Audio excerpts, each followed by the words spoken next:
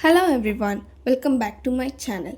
இன்றைக்கி நம்ம பார்க்க போகிற ரொம்ப இம்பார்ட்டண்ட்டான ஒரு exam topic Charcot triad. So Charcot ட்ரையட்னா என்ன? அக்யூட் கோலஞ்சைட்டிஸோட 3 கிளாசிக்கல் கிளினிக்கல் ஃபீச்சர்ஸாக இருக்கும்.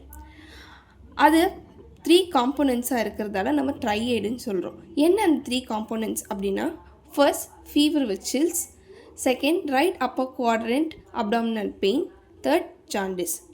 இதை சிம்பிளாக ரிமெம்பர் பண்ண fever plus pain plus jaundice equal to sarcode triad. Next நம்ம இதோட பேத்தோஃபிசியாலஜி என்னன்னு பார்க்கலாம். யூஸ்வலாக சார்கோட் ட்ரையட் வராது, பட் யூஸ்வலாக பைல் டக்ட் அப்ஸ்ட்ரக்ஷன் நடக்கும். அதில் நமக்கு கால் ஸ்டோன் ஃபார்மேஷன் வருது. இப்போது அப்ஸ்ட்ரக்ஷன் ஆகும்போது பைலரி ட்ரீயில் பாக்டீரியல் இன்ஃபெக்ஷன் டெவலப் ஆகும். அதனால் சிஸ்டமிக் இன்ஃப்ளமேஷன் வருது. இப்போது இந்த 3 ஃபீச்சர்ஸும் சேர்ந்து இருந்தால் அது அக்யூட் கோலஞ்சைட்டிஸ் சொல்லுவோம். இது ஒரு மெடிக்கல் எமர்ஜென்சி கண்டிஷன். இதுவே சிவியராக இருந்தால் அதில் நாட் ஸ்பென்டட். ஏன் சிவியராக இருக்குது அப்படின்னா, hypotension and altered mental status இது ரெண்டும் ஒரு பேஷண்ட்டுக்கு அதிகமாக இருந்துச்சு அப்படின்னா அதை நம்ம ரெனால்ட்ஸ் பென்டட் அப்படி சொல்லுவோம்.